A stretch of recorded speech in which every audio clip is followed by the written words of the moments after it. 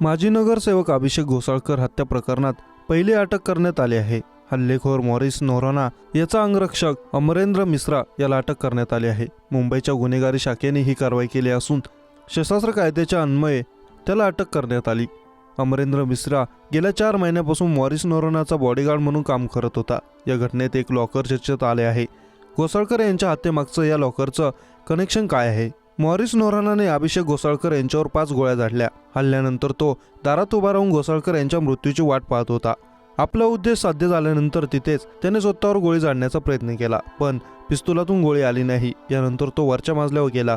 वर त्याने पिस्तुलामध्ये गोळी लोड केली आणि 25 सेकंदात स्वतःवर गोळी झाडली। गुन्हे शाखेने दिलेल्या माहितीनुसार एकूण 6 राऊंड गोळीबार करण्यात आले।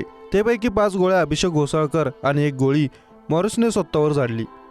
मॉरिस नोरानाचा बॉडीगार्ड अमरेंद्र मिश्रा याला 2003 मध्ये यूपीच्या प्रयागराजमधील फुलपूर पोलिसांनी पिस्तूल परवाना जारी केला होता। त्या परवान्याची मुदत फेब्रुवारी 2024 पर्यंत होती। अमरेंद्र मिश्रा हा गेल्या 3 ते 4 महिन्यांपासून मॉरिसचा बॉडीगार्ड म्हणून काम करत होता।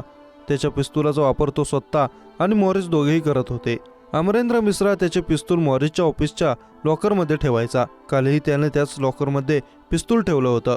त्याच लॉकरमधून मॉरिसने पिस्तूल काढून अभिषेक घोसाळकर यांच्यावर गोळीबार केला। हा गोळीबार झाला तेव्हा अमरेंद्र मिश्रा तिथे उपस्थित नव्हता। क्राईम ब्रँचच्या म्हणण्यानुसार अभिषेक घोसाळकर यांच्यावर ज्या पिस्तूलने गोळीबार करण्यात आला ते अत्यंत उच्च दर्जाचे असून ते एकेकाळी 15 राऊंड फायर करू शकते। क्राईम ब्रँचने या हत्येप्रकरणी 2 FIR नोंदवले आहेत, पहिला खून आणि दुसरा आत्महत्येचा। या प्रकरणात आता पहिली अटक करण्यात आली आहे। क्राईम ब्रँचने अमरेंद्र मिश्रा याला सशस्त्र कायदा 29B आणि 30 अंतर्गत अटक केली आहे।